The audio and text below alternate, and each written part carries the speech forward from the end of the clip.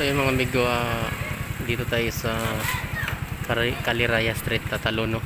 So ito yung sitwasyon mga amigo. Pagkatapos ng bagyong Karina, no? So ito yung basura. Babayan mo hanggang ganyan. Kung halos ng Caliraya mga amigo, ito yung sitwasyon.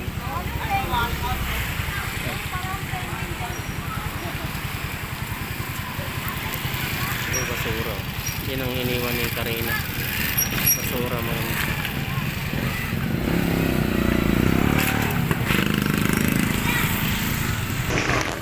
So yun, gabundok ng basura mga amigo. Halo-halo yan ng alin. Gamit siguro sa bahay. Halo-halo na yun.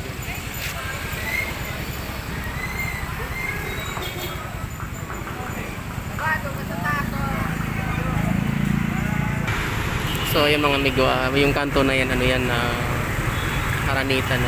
So ito yung bakas ng ano, yung tubig. Yan, no? Ibig sabihin ba yung kalalim dito mga amigo, yung tubig. Sobrang yan. Yung lampas, mga ano siguro yan, mga tatlong tao ang ano, lagpas. Dalawang tao halos ang lalim niyan mga amigo.